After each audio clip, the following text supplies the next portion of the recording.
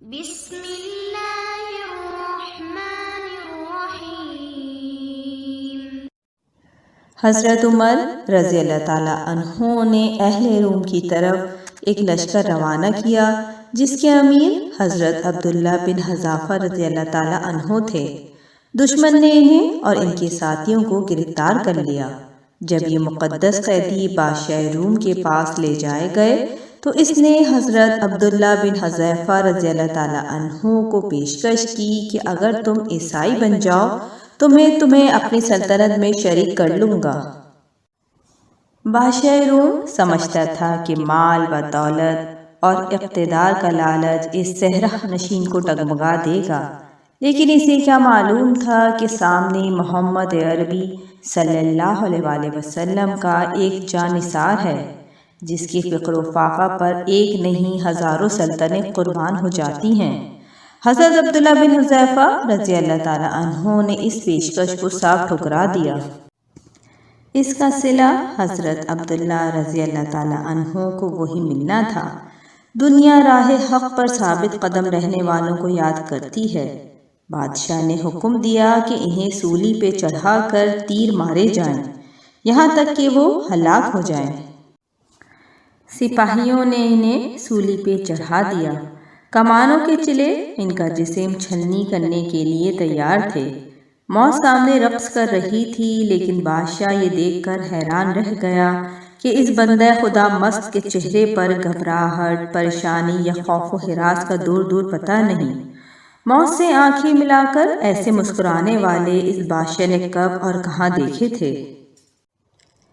لیکن اس نے سوچا کہ انہیں قتل کرنے کا کوئی ایسا طریقہ اختیار کرنا چاہیے کہ جس سے یہ نڈر انسان بھی گھبرا اٹھے۔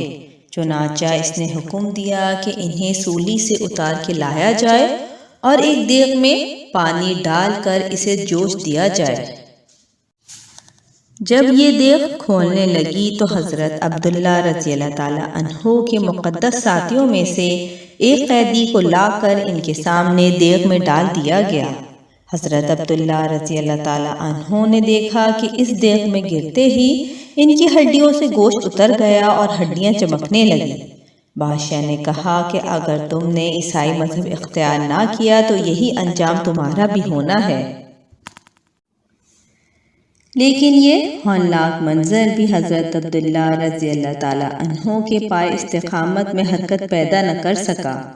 ان کے پاس ایک ہی جواب تھا کہ اس کھولتی ہوئی دیگ میں گر کر جھلس جانا مجھے گوارا ہے، مگر اسلام کو چھوڑنا گوارا نہیں۔ چنانچہ سپاہی انہیں بھی دیگ میں ڈالنے کے لیے لے چلے، مگر یہاں ایک عجیب منظر نظر آیا۔ وہی عبداللہ رضی اللہ تعالیٰ عنہ جو تختہ دار پر بھی مسکراتے نظر آئے تھے، اب دیگ کے قریب پہنچ کر ان کی آنکھوں میں آنسو جھلک رہے تھے۔ بادشاہ سمجھا کہ یہ میری فتح ہے۔ اس نے فوراً انہیں واپس بلایا اور ان سے رونے کا سبب پوچھا۔ حضرت عبداللہ رضی اللہ تعالیٰ عنہ نے جواب دیا، رونے کی وجہ یہ ہے کہ کاش میری 100 جانیں ہوتی اور ہر جان کے ساتھ اللہ کے راستے میں یہی معاملہ کیا جاتا۔ بادشاہ یہ سن کر حیران رہ گیا۔ ایک انتہائی اذیت ناک موت کے منہ میں جانے والے کسی شخص سے ایسے جواب کی توقع نہ تھی۔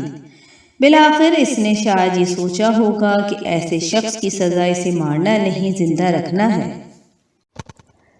اس لیے ان سے مخاطب ہو کر کہا، اچھا تم میرے سر کو بوسہ دے دو تو میں تمہیں چھوڑ دوں گا۔ حضرت عبداللہ رضی اللہ تعالیٰ عنہ نے فرمایا، اگر اس کے عوض صرف مجھے نہیں بلکہ میرے تمام ساتھیوں کو چھوڑ دو تو مجھے منظور ہے۔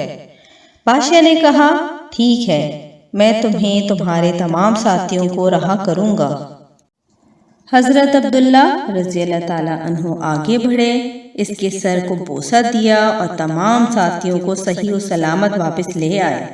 جب یہ مقدس قافلہ حضرت عمر رضی اللہ تعالیٰ عنہ کے پاس پہنچا اور حضرت عمر رضی اللہ تعالیٰ عنہ نے یہ پورا واقعہ سنا تو اپنی جگہ سے کھڑے ہو گئے اور حضرت عبداللہ رضی اللہ تعالیٰ عنہ کے سر کو بوسہ دیا کہ انہوں نے کیسے جوش ایمانی اور کیسے فراست و حکمت سے اپنے لشکر کی قیادت فرمائی اور کس طرح معجزانہ طور پر انہیں واپس لے آئے۔